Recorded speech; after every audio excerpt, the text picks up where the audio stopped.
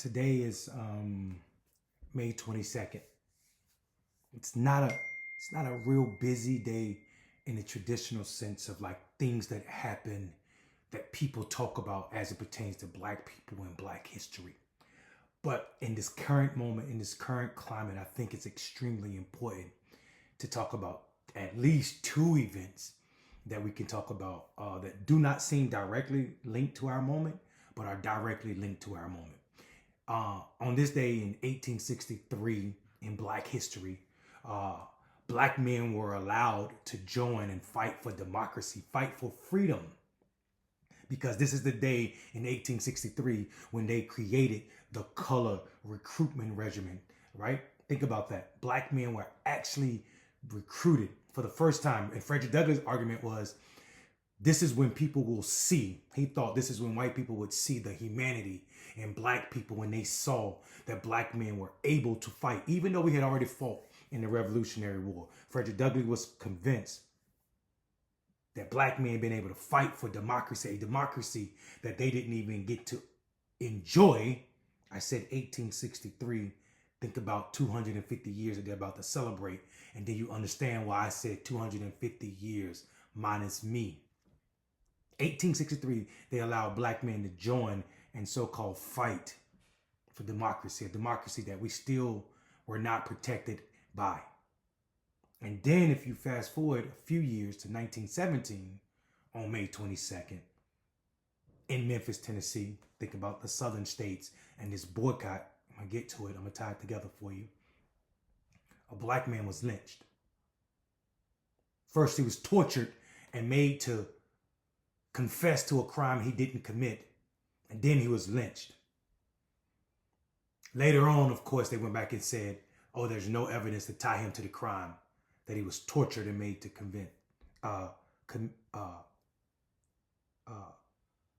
say that he did or committed. Think about that. He was tortured. This brother was tortured on the same day that black people were allowed to enlist and fight for freedom. Undoubtedly winning our freedom. So people always talk about white people fought for black people's freedom. Black people fought for black people's freedom. Over 200,000 black men fought, joined the Union Army, and helped win our freedom in the Civil War. And also save this experiment they call the United States. Because might I remind you, but for those black bodies and black people fighting for the Union, the southern states were trying to create their own nation. They had already created the Confederate States of America. They had already seceded. So you understand, if you talk about 2026 context, when you see the insurrectionists being rewarded or trying to be rewarded $1.8 billion by this administration, you see the paying or trying to pay insurrectionists is directly linked to the killing of black bodies and the owning of black bodies. That is American history. That is directly linked to the Confederate. That is directly linked to the lynching of black bodies.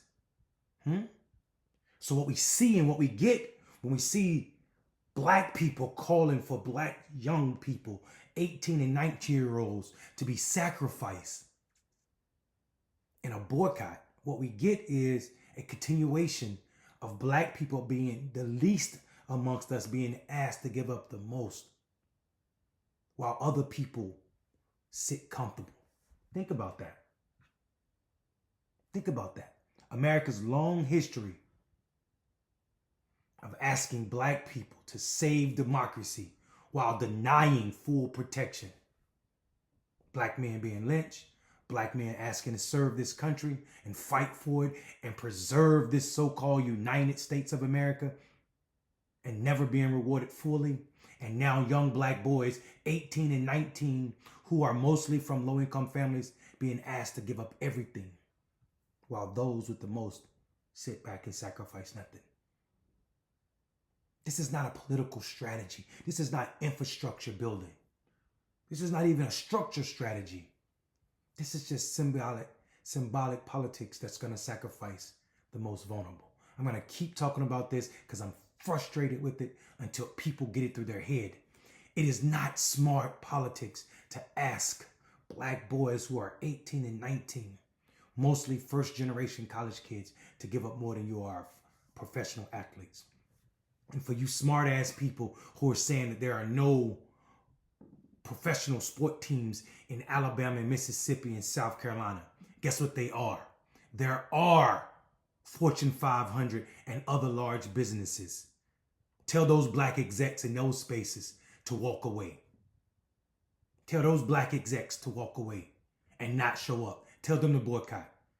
Sign the petition now to let people know that we will not sacrifice 18 and 19-year-old black men, young black men who have so much to overcome.